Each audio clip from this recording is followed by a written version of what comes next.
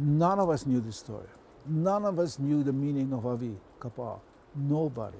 Ua hanau io ana kala Fred ma Kohala he kaona o ka e ono kaukania o ikia e kanaka e vaiho i ana ma ke kanalima o ikia e mile mai ke kaona nui o kailua kona aku. So today is truly a day for Kohala. O iei he wahi uku no paha o Kohala ke nana i a maka palapala aina, he wahi nui o ke koi ke ia kaona li'i ma ka mo au kala o Hawaii nei a puni ma muli o ke ia mo o lalo. I think it makes Kohala very unique. The entire district giving place names to commemorate one of the most significant events as far as they're concerned, the birth of the greatest warrior Hawaii has ever known, a Kohala boy.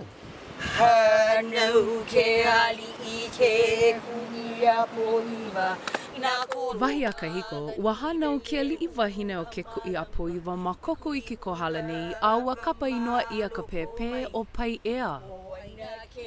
When Kamehameha, his mother was hapai, Kikuapi was hapai, we all know the prophecy, yeah?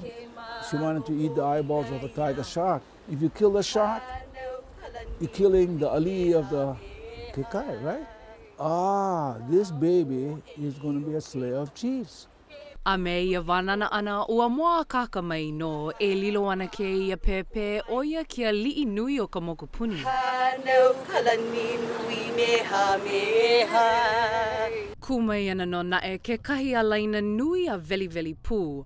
Ua kukala aku kia li'i o ia wā o alapai no hoi I kona make e pepehi ia a make ia pepe.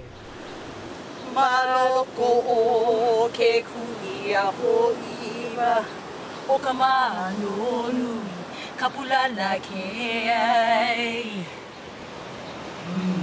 Ano Leila, ua ho'okole ana aku o ke ku'i a poiwa I ke kahi a li'i o Leila o nai ole no hoi o ia ke kahu mālama o ke ia pepe. And he devises a plan to take Kamehameha from where he's born at Kapaka and Kokoiki to Avini, the distance of about 15 miles. A wahi a ke kahi mau kanaka, ho'o mana'o ia ke ia mo o lalo ma ke kapa inoa ia o ke kahi mau aina ma Kohala. A ua loa ko ana kala Fred mau mana'o no ke ia a ua ho'o launa mai o ia I ke kahi mau mana'o me ka ho'o maka ma Hawi. That was about the third or fourth place that he stopped and something went wrong. The wet nurse wasn't there. He was starving. Famine, hunger.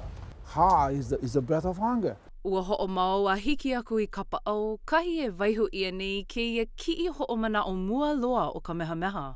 All the gulches, all the ravines were flooded. Kamehameha was born in the Ikua season.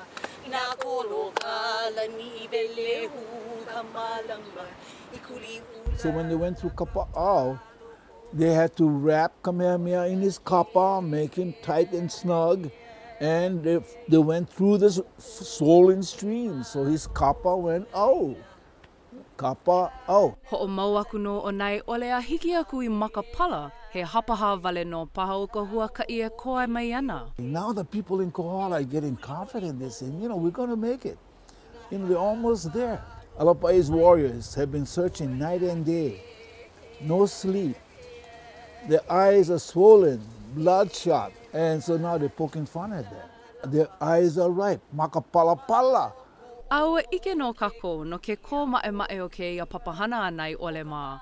Ua ho ea palekana aku no I Avini me ka pepe I ulua ea nui a nai au puni a noho mo I ma Hawaii pai aina. It makes me very proud. The people of Kohala themselves were so proud of what they did that they commemorated that, made sure they wouldn't forget by giving these names.